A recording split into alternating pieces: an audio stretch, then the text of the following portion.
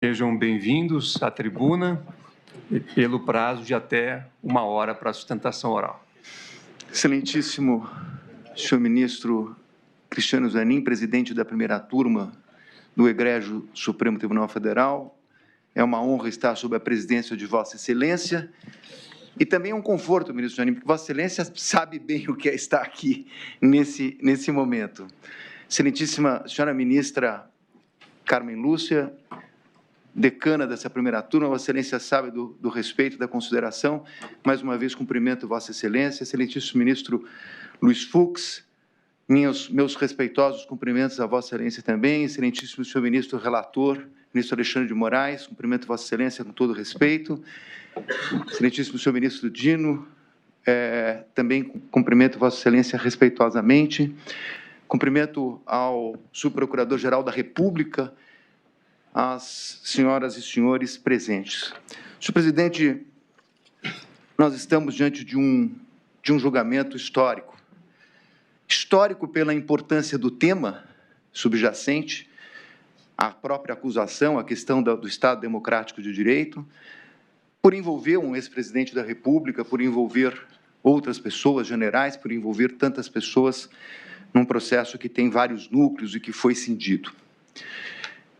Um processo, senhor presidente, que tem início em relação ao ex-presidente da República, com base numa delação e numa minuta encontrada no celular de uma pessoa que hoje é colaboradora da Justiça. Essa questão, esse é o epicentro, essa é a pedra de toque do processo. É a minuta e a colaboração. Daí em diante, o que aconteceu com a investigação da Polícia Federal e depois com a denúncia do Ministério Público, é, na verdade, uma sucessão inacreditável de fatos. Porque, na verdade, foi achada uma minuta do punhal verde e amarelo, uma minuta, planilha, de uma operação luneta, e como todos nós sabemos, o trágico episódio de 8 de janeiro. E o presidente, a quem eu estou representando, foi dragado para estes fatos. Presidente, eu vou demonstrar cuidadosamente, tratando da questão da minuta, ele não atentou contra o Estado Democrático de Direito. E não há uma única prova. Eu vejo aqui os advogados trazendo, olha, esse papel, essa minuta, essa questão, esse depoimento, não há uma única prova que atrele o presidente a punhal verde e amarelo, a Operação Luneta e ao 8 de janeiro. Aliás, nem o delator, que eu sustento que mentiu contra o presidente da República, nem ele chegou a dizer participação em punhal, em luneta, em copa, em 8 de janeiro. Nem o delator, não há uma única prova. E como eu vou salientar aqui, com todo respeito, e, senhor presidente, eu advogo aqui há muito tempo, eu vou fazer críticas que um advogado tem que fazer, mas sempre com respeito. Mas eu vou comprovar que a denúncia proposta sobre o crime do contraditório, o Ministério Público sequer fez prova sobre o crime do contraditório a respeito desses fatos.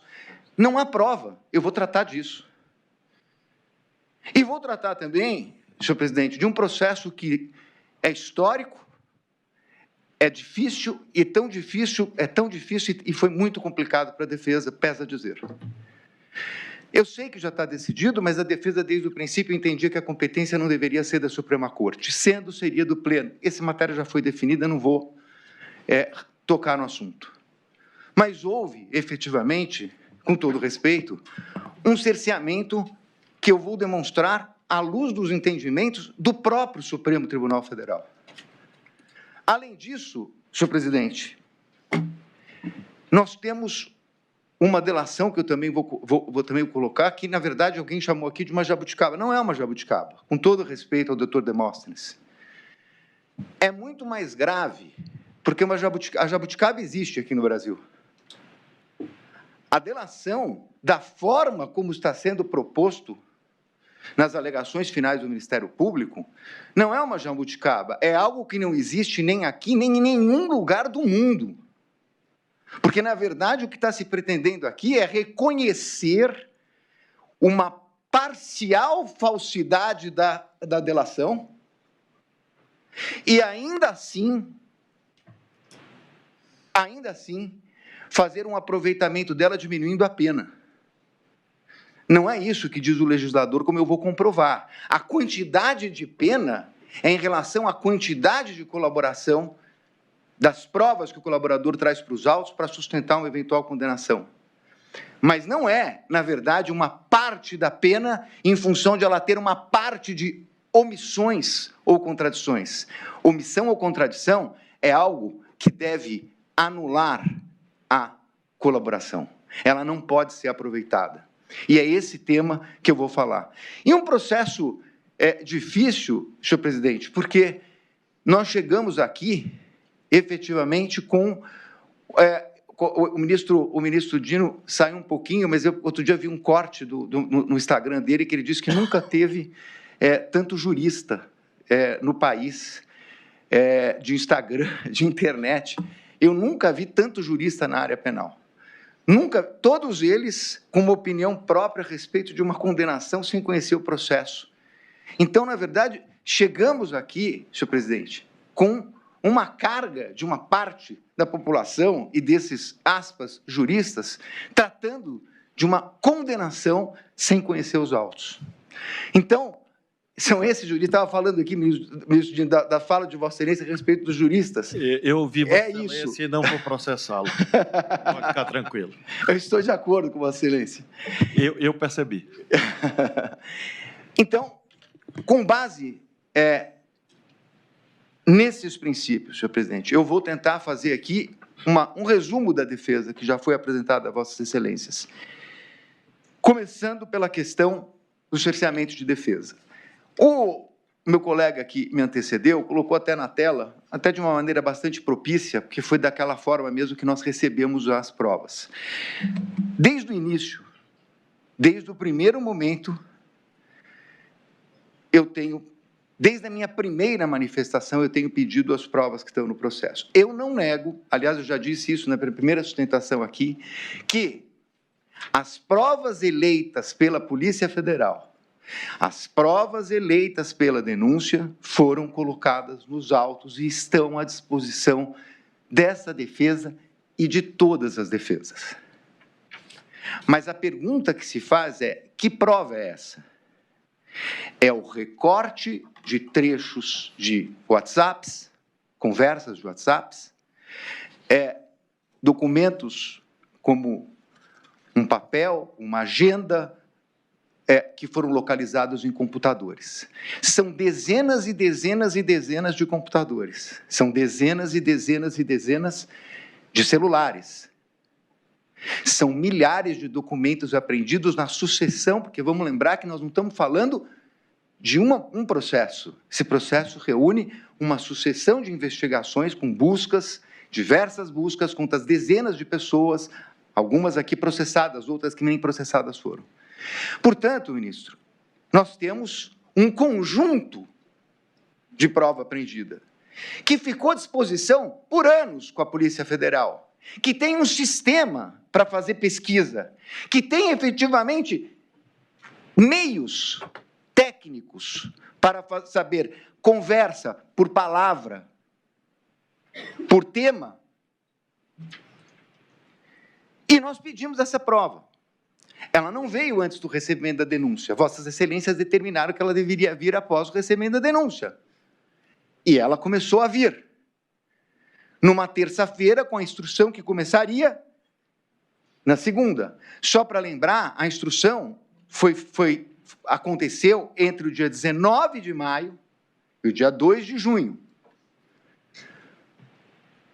Pouco mais de 10 dias. Na quarta-feira, começa a receber, por meio daqueles links da Polícia Federal, a remessa. Sábado, recebe-se um novo e-mail. O processo ainda estava em curso. E nós tínhamos um interesse especial em receber a prova do general Mário Fernandes. Por quê? Por conta do punhal verde e amarelo. Esse era o interesse da prova. E estamos recebendo material, e muito material. 70 teras. 70 teras. Quando nós estamos terminando a instrução, no dia 17 de maio, a gente recebe um e-mail dizendo que tinha uma falha na questão do arquivo do general Mário Fernandes. Está nos autos, eu fiz até a foto do e-mail que eu recebi da Polícia Federal. Já tinha acabado a instrução. As portas do interrogatório nós agravamos. Os agravos não foram processados. Fiz uma questão de ordem. Houve entendimento por parte do ministro de que isso não é prova, porque não está nos autos. Com todo respeito, a prova é da defesa. O juízo de valor sobre a prova é de Vossas Excelências. A defesa tem o direito de colocar o contexto dessa prova. Eu separei aqui, ministro, para não tomar mais tempo com relação a esse tema, mas de uma forma muito simples, um julgado de agora, de julho, numa reclamação julgada pelo ministro Gilmar Mendes. Como Vossas Excelências sabem, como eu estou falando aqui para o público, reclamação é, na verdade, algo que se concede no Supremo Tribunal Federal em função da reiterada jurisprudência do Supremo Tribunal Federal. E o ministro Gilmar Mendes diz aqui com todas as letras: não cabe ao delegado, ao promotor e ao juiz estabelecerem quais provas a defesa tem o direito de ver. E só para lembrar, o que nós estamos falando aqui nessa reclamação é que não tinham juntado vídeos e fotografias. Foi concedida a reclamação para que a defesa tivesse acesso integralmente à prova e com prazo suficiente para verificar. Nós não tivemos acesso à prova e muito menos prazo suficiente. Por isso que o professor Badaró, quando fez um parecer a nosso pedido, ele trata, na verdade, que não houve paridade de armas. Nós não tivemos o tempo que o Ministério Público e a Polícia Federal tiveram. E nós não tivemos acesso à prova durante a instrução. Eu quero dizer a Vossas Excelências, com 34 anos, é a primeira vez que eu venho à tribuna com toda a humildade para dizer o seguinte: eu não conheço a íntegra desse processo. Eu não conheço. O conjunto da prova, eu não conheço. São bilhões de documentos. Numa instrução de menos de 15 dias, seguida de interrogatório. A instrução começou em maio, nós estamos em setembro. 15 dias de prazo para o Ministério Público, 15 dias de prazo para a defesa. Não conheço. E, porque não conheço, não pude questionar, como disse o professor Badaró, a cadeia de custódia da prova, que é algo que, Vossa Excelência sabe, ministro Fux, começou na jurisprudência das Cortes Penais, mas hoje está na lei. Não houve possibilidade. Como se analisar uma cadeia de custódia se nós não conseguimos baixar durante o tempo? Além disso, nós tivemos também a cisão do processo, que é, efetivamente, normal, aliás, desejada. Impossível ter um ato com todos os réus desse processo, foi dividido em núcleos. Mas a divisão em núcleos, ela não tira os contornos de um processo penal que tem uma única denúncia. Uma única denúncia. E os réus, o interrogatório, ministro Zanin, como Vossa Excelência sabe, é meio de defesa. Aliás, já há algum tempo houve a modificação para colocar o interrogatório em último lugar no processo de instrução, para que o réu pudesse se defender da prova contra ele produzida, porque antes era no primeiro momento. Bom, mas se o interrogatório é um meio de defesa, e se ele também é um meio de prova, como está consubstanciado na jurisprudência dos tribunais, então é natural que cada defensor possa fazer perguntas para os demais acusados.